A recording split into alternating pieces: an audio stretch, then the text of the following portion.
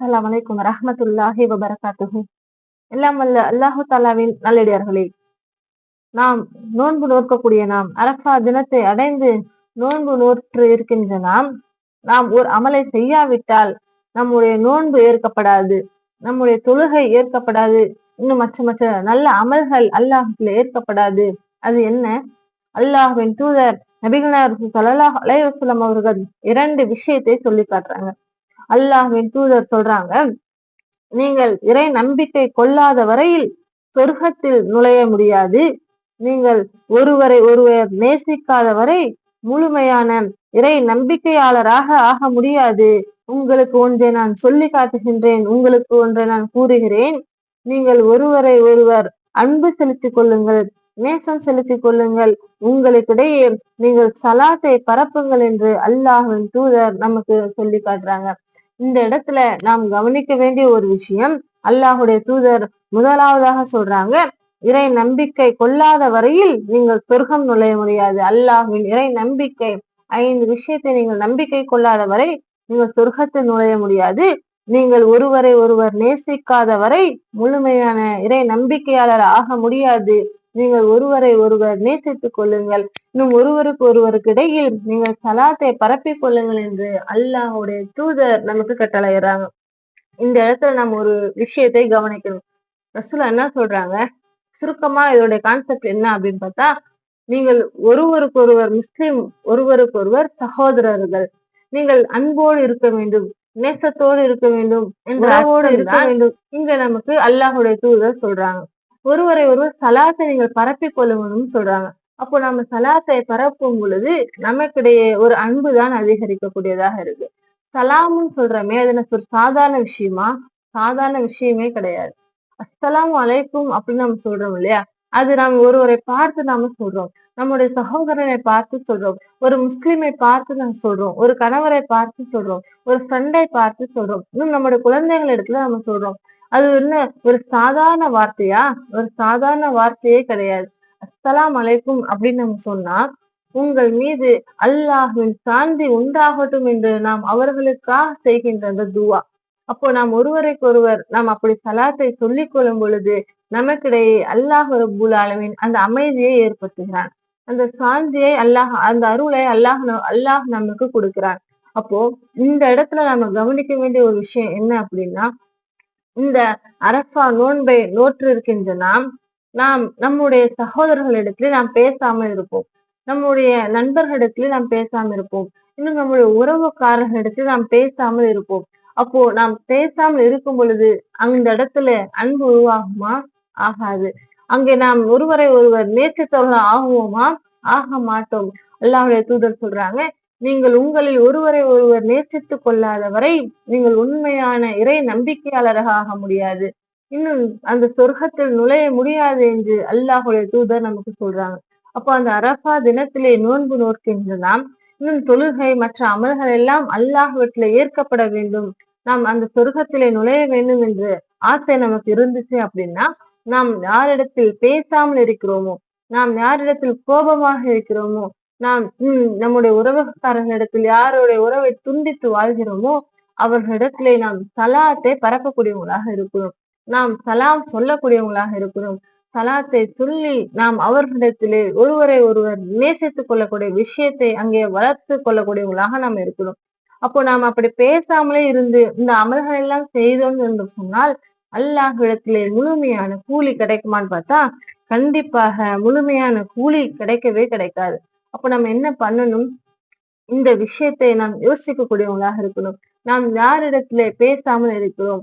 தந்தை இடத்துல எத்தனையோ பேர் பெத்த தகப்பன் இடத்துல பேசாம இருப்பாங்க, பெத்த தாய் இடத்துல பேசாம இருப்பாங்க, அக்கா தங்கச்சிகளாக இருப்பாங்க, அதாவது உடன் பிறப்புகளாக இருப்பாங்க. ஆனாலும் அக்கா மேல தங்கச்சிக்கு கோவம், தங்கச்சிக்கு மேல அக்காவுக்கு கோவம், அக்காவுக்கு தம்பி மேல கோவம், தம்பிக்கு அக்கா மேல கோவம், இப்படி எத்தனையோ பேர் உடன் பிறந்த அந்த சகோதரருக்கு மத்தியிலே சண்டை போட்டுக்கொண்டு, சின்ன சின்ன விஷயத்திற்காக சண்டை போட்டுக்கொண்டு உறவை துண்டித்து பேசாமல் வாழக்கூடிய எத்தனையோ முஸ்லிம்கள் மக்கள் இருக்கிறாங்க.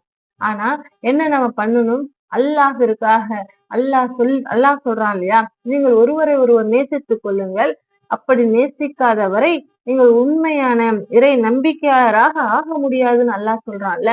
அப்போ அந்த விஷயத்தை நம்ம கையில எடுக்கக்கூடியவங்களாக இருக்கணும். நாம் யாரிடத்திலே பேசாமல் இருக்கிறோம் என்பதை நாம் கவனத்தில் வைத்துக் கொண்டு அவர்களிடத்திலே ஒரு மெசேஜ் பண்ணியாவது இல்ல போன் போட்டாவது முடிந்தால் நேர்ல போயாவது அவங்களுக்கு சலாம் சொல்லி அவர்களிடத்திலே அன்போடு நடந்துக்கக்கூடிய அந்த விஷயம் நம்ம இடத்துல கண்டிப்பாக இன்னைக்கு செஞ்சே ஆகணும். ஏனென்று சொன்னால் நம்முடைய அந்த நோன்பு இன்னும் இந்த அரபா தினத்தை பற்றி அல்லாஹுடைய தூதர் சொல்றாங்க, யார் இந்த நோன்பை நோக்கிறார்களோ அவர்களுக்கு முன் சென்ற ஒரு வருடத்தின் பாவம் இன்னும் வர இருக்கின்ற ஒரு வருடத்தின் பாவத்திற்கு பரிகாரமாக அமையுது. அப்போ இன்னும் சொல்வதாக இருந்தால் இந்த நாளிலே அல்லாஹ் ரப்புல் ஆலமீன் கொடுக்காத சிறப்பை வேற எந்த நாளுமே கொடுக்கல. அப்போ இந்த அரஃபா தினத்தில் இந்த துல்ஹஜ் மாதத்தில் அல்லாஹ் ரப்புல் ஆலமீன் நம்முடைய பாவங்களை அதிகமாக மன்னிக்க தயாராக இருக்கிறான்.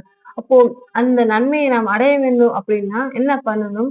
அல்லாஹ் சொல்லக்கூடிய இன்னும் அல்லாஹுடைய தூதர் சொல்லக்கூடிய அந்த அன்பை இன்னும் ஒருவரை ஒருவர் நேசிக்கக்கூடிய அந்த விஷயத்தை நாம் சிந்திக்கக்கூடியவங்களாக இருக்கணும்.